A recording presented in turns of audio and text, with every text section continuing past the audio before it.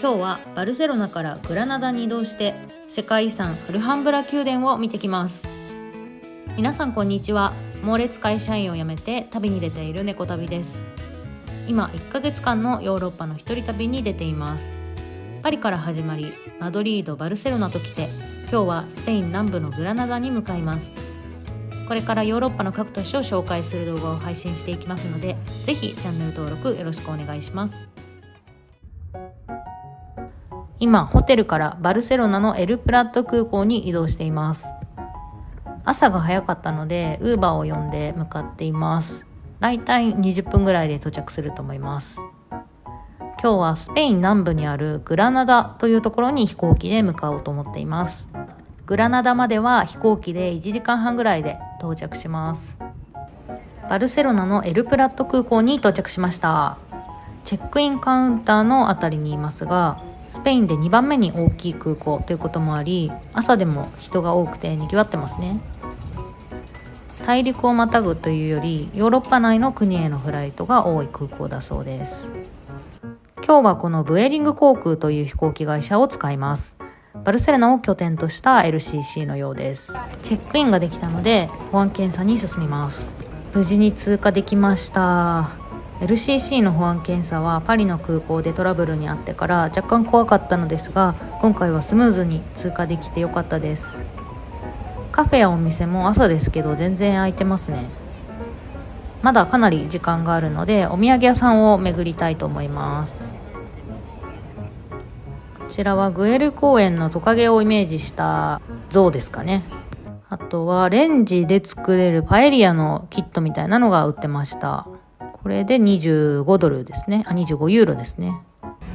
あとはこういったデザイン性の高い置物が結構多かったのと、あとこのお皿ですね。柄がスペインというかタイルを使った柄の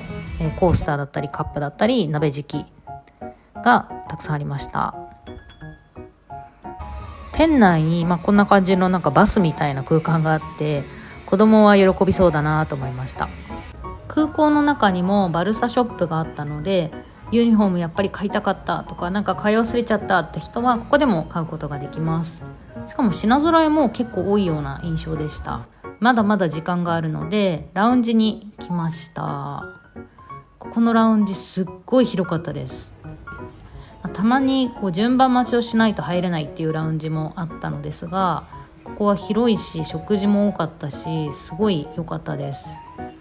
あとはこういう仕事ができるデスクがあったりとか、すごく広々してました。でご飯はパン、サラダ、軽食と飲み物もお酒も含めてたくさん種類がありました。もちろん朝だったので飲まなかったんですけど、もう2食分は食べたと思います。ヨーロッパ周遊だけでなくても飛行機を使って旅をすることが多い人は本当にプライオリティパス1枚あるとラウンジで休憩できたり、ご飯食べてご飯代浮かせたりもできるので本当におすすめです。時間になったので登場していきます。バルセロナは相変わらず快晴で、スペインは本当にずっと天気が良くてザ地中海気候っていう感じで、グラナダも晴れてるといいなという感じです。機内はこんな感じです。2列3列ぐらいのそんなに大きくない機体で快適に過ごすことができました。グラナダってどこって感じだと思うんで、こちらがスペインの地図全体で、バルセロナ、マドリードがこの辺にあって、南の方に位置するのがこのグラナダという都市です。グラナダというのは711年から800年間イスラムの支配下に置かれた都市で、キリスト教徒による北側からの国土回復運動レコンキスタの最後の土地と言われています。1492年のグラナダの戦い、グラナダ陥落とも言われたりしますが、そこでレコンキスタが完了なので、イスラムの文化が混ざり合った建物なども多く、イスラム建築の世界遺産アルハンブラ宮殿がとても有名で、今日はそこに行こうと思っています。はい、グラナダに到着しました。こちらがグラナダの空港です。もうこれだけって感じですごい小さい空港で、出口も絶対迷わないと思います。で外に出ると街へのバスがあるので、これに乗っていきます。バスはこんな感じで、運転手さんにその場で3ユーロ現金で手渡しするとチケットが購入できます。グラナダもよく晴れていて、やっぱ南なのでバルセロナよりもかなり暑かったです。バスの中はこんな感じで広々しててとっても快適でした。市内までの所要時間はだいたい45分ぐらいで、時刻表は一応1時間に1本っぽいんですけど、飛行機がついてだいたい乗り終わったら出発するみたいな感じでした。グラナダでの予定ですが、まずバスでホテルに向かい荷物を置きます。そこからローカルバスに乗り換えて街の中心部に向かってグラナダ大聖堂を見学します。そして夕方のチケットを取っていたアルハンブラ宮殿にバスで向かいます。もうグラナダといえばアルハンブラ宮殿っていう感じで、ここだけでも 3,4 時間見る場所があります。その後また街の中心に戻って夜のご飯を食べたいと思います。ホテルの最寄り駅に着きました。ここからホテルまで少し歩きます。こんな感じで遊歩道が整備されていて、とても歩きやすい道でした。ところどころこういう彫刻が置いてあってとてもおしゃれです。ホテルはこんな感じでちょっと古いんですけど、広さも十分でお風呂やトイレも快適に過ごせそうな感じです。そしてホテルからの眺めがめちゃくちゃ良かったです。たまたま13階だったんですけど、こんな感じでグラナダの街が一望できる景色で本当に最高でした。周りの山脈もこんな感じでよく見えます。1泊8500円ぐらいだったんですけど、それにしてはすごい良かったなと思います。グラナダに着いたらその中での移動手段は大体がバスになるかなと思います。チケットは乗るときに運転手さんに 1.4 ユーロ渡して発行してもらいます。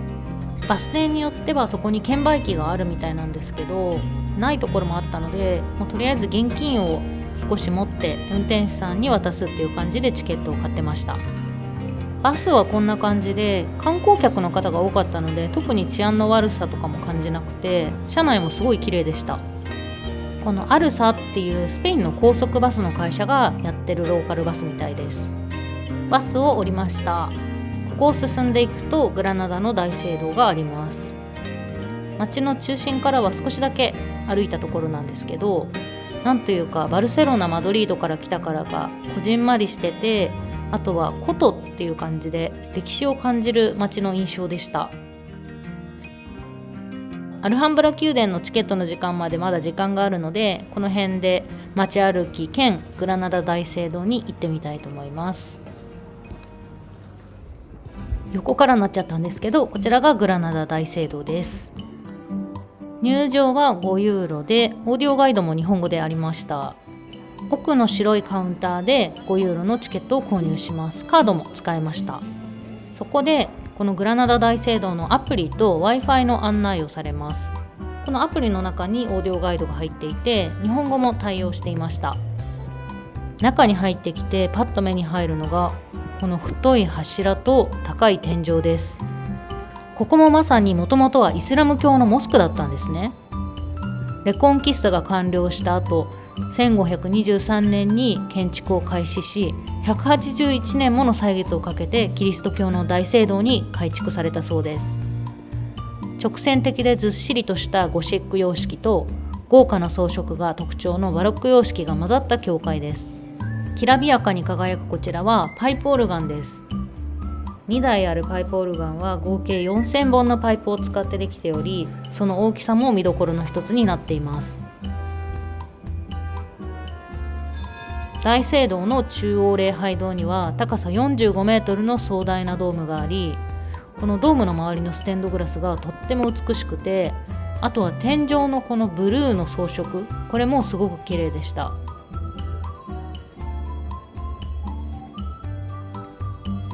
中央礼拝堂の裏側にはこんな感じでぐるりとそれぞれ祭壇が配置されており、その一つ一つがとっても豪華な作りになっていました。ここも必見のポイントです。ちょっとお腹が空いてきたので軽く何か買いたいと思います。お土産はこういうタイルとかアルハンブラ宮殿の模様のものが多いですね。こちらのカフェでちょっとしたパンを買いたいと思います。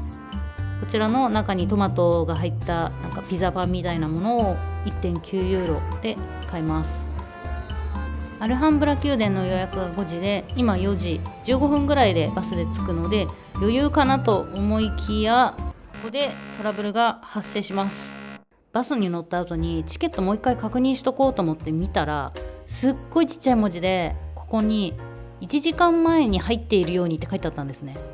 でナスル町っていうところがメインの見どころになるんですけど、そこってアルハンブラ宮殿の中でも一番奥にあって、歩いたら普通に15分ぐらいかかる場所なんですよ。バスも遅れて結局着いたのが4時55分。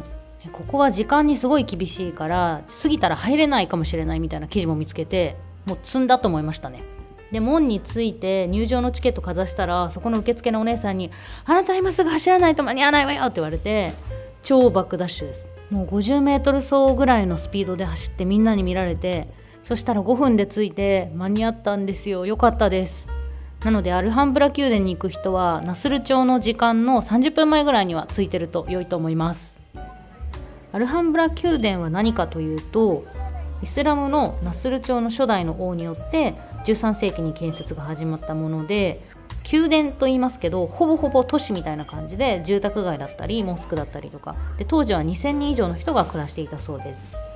その中での最大の見どころがこのナスル町宮殿というところで、これからそこに入っていきたいと思います。この扉を抜けるとまず現れるのがメスアール宮殿です。ここはナスル町宮殿の中でも最も歴史のある場所で、会議など政治的な用途で使われていたそうです。天井や壁のタイル、柱の模様など装飾がとっても美しいです。ここは次への通路っぽいところなんですけど、すごい綺麗だし、あと景色も良さそうです。宮殿を抜けるとメスアールのパティオというのがあります。パティオは中庭という意味で、イスラム教の宮殿にはよく見られるものです。王様が謁見者に謁見する場所として使われました。改めてこの壁の幾何学模様、本当に綺麗ですね。イスラム教は偶像崇拝が禁止なので、動物だったり人の絵っていうのが一切ないんですね。その代わりにあるのがこの幾何学模様。一体どういう作業を経て、誰が何年かけて作ったのかなっていうのはすごい疑問に思いますね。ここは昔金箔で覆われていたことから黄金の間と呼ばれています。次に現れるのがアラヤネスの中庭で、ナスル町宮殿でも最大の見どころの一つです。長さ30メートルを超えるこの池があります。アラブ人が作るお城には水を張った中庭が多く、砂漠の民族にとっては貴重な水を豊富に使うということはまさに富の象徴だったんですね。中庭で生い茂った緑、池、そして水面に映る様子を見て過ごす、とっても優雅ですよね。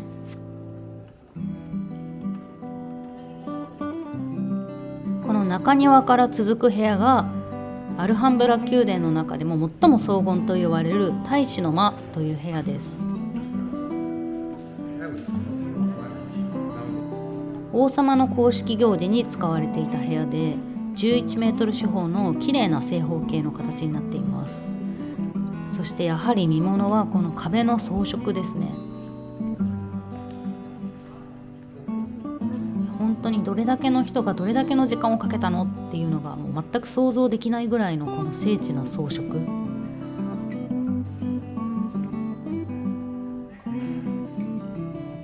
近くで見ると単純に彫ってあるっていうよりも、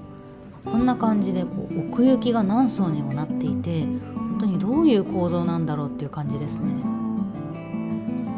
あとよく見ると全部同じかと思いきや全部違うんですよね。いや本当にすごい。そしてこれは天井まで続いています。この壁の装飾の先には寄木細工の天井があります。さすが王様が大事な時に使う部屋という感じです。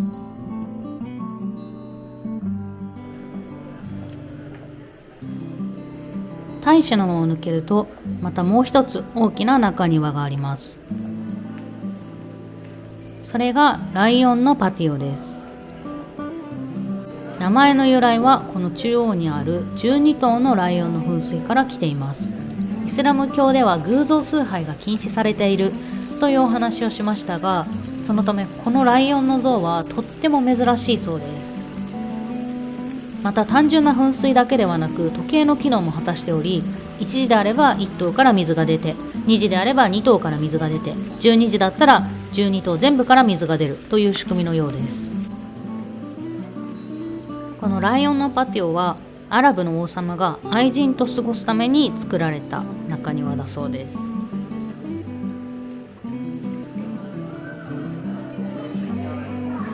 パティオから続くこの部屋はアベンセラスの間と呼ばれるところで、アベンセラスの一族の方が首討ちにされたからこの名前だそうです。天井は鍾乳洞のように繊細な彫刻が続いていて、とっても綺麗です。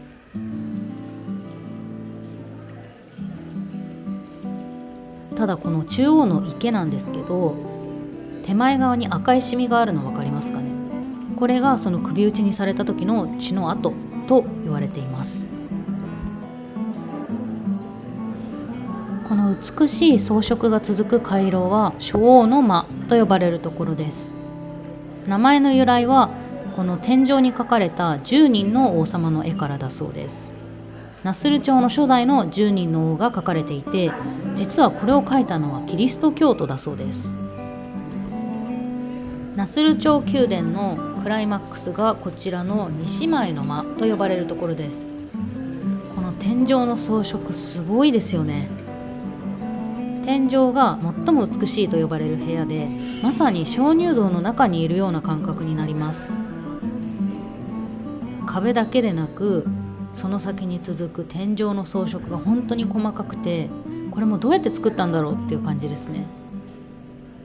でさらにその天井を際立たせるために天窓がいくつか設けられていて、自然光をあえて取り入れることでより美しく見えるように設計されているらしいです。ナスル朝宮殿本当に綺麗でした。当時のイスラム建築や彫刻の技術の高さっていうのが伺い知れました。次はアルカサバという要塞の機能を果たした建物に登ってみます。アルハンブラ宮殿の中では最も古い9世紀頃に作られたもので、キリスト教徒の攻撃から守るために作られた要塞だそうです。要塞なので高台になっている場所が多く、登ってみると見てください、この景色。アルバイシンと呼ばれる地区でイスラムの白壁が残っているエリアです。進んでいくと当時兵士たちが住んでいた住居跡なども見ることができます。そしてもう一段階高い高台に登ることができたので登ってみたいと思います。ここを上がると先ほどの住居跡が綺麗に見えます。こちらの景色がアルカサバから南側の景色になります。本当に綺麗です。空気が澄んでいてかなり遠くまで見渡すことができます。こちらが北側の景色。グラナダの街を囲むシエラネバダ山脈をくっきりと見ることができます。アルハンブラ宮殿内には結構猫がいたんですね。調べてみたらトラップニューターリターンという略して TNR と日本でも使うんですけど、傷つけないように捕獲して去勢不妊手術をしてまた元の場所に返すという活動をここでもやってるみたいです。アルハンブラ宮殿内の最後の見どころヘネラリフェリ宮に向かいます。その途中にあったこの建物、実はパラドールというホテルで、なんと宮殿の中にホテルがあってそこに宿泊ができるようになってます。ここヘネラリフェリ宮は王族の夏の別荘として作られたところだそうです。こんな昔から別荘という考え方があったんですね。中でも一番有名なのがアセキアの中庭と呼ばれるところで、同じように水や草花が生い茂って目、耳、香りで人々を癒す空間になっています。先ほどのナスル朝宮殿やアルカサバを一望できます。この庭の水はシエラネバダ山脈から高低差を利用して水を引いているそうで、高台に登っていく途中にこんな感じで水路がありました。そして高台からの景色はこんな感じです。もう天国なのかなっていう感じですよね。アルハンブラ宮殿の見学を終えて街に戻ってきました。いや本当に大満足でした。ちょっと忘れかけてましたけど、本当に間に合ってよかったです。グラナダの街はこういった細い路地にお店が立ち並ぶというのが多くて、歩いてるだけでも本当に楽しい街になってます。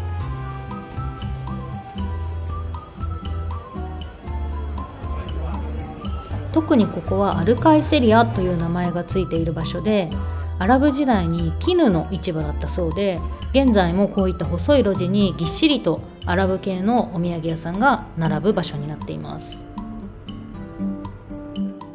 本格的なハーブやスパイスのお店もあって、量り売りしてくれるようです。ここが一応街の中心の一つでもあるヌエバ広場というところです。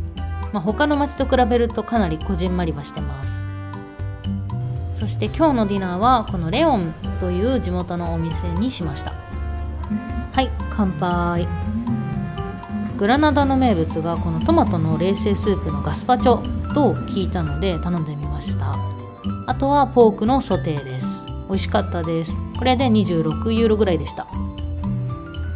ご飯の後はホテルに戻ります。バスで戻りました。こちらはホテルからの夜景です。とっても綺麗ですね。アルハンブラ宮殿も見ることができます。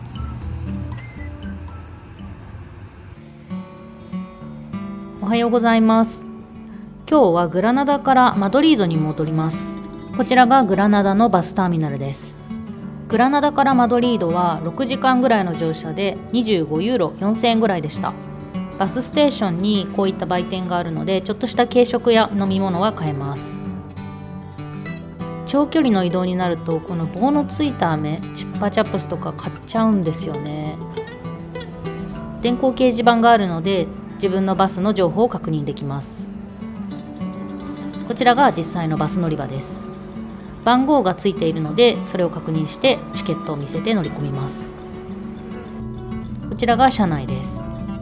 席は広くはないですけど、普通のバスって感じです。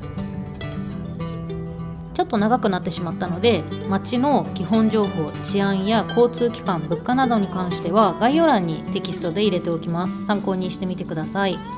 アルハンブラ宮殿をはじめとしたグラナダの街、いかがでしたでしょうか。キリスト教とイスラム教の両方の歴史を持つ、他には見ることのできない街だなと思いました。明日はマドリードを経由して最も美しい街の一つとされる古都トレドに向かいます。今回もご視聴ありがとうございました。高評価、チャンネル登録ぜひお願いします。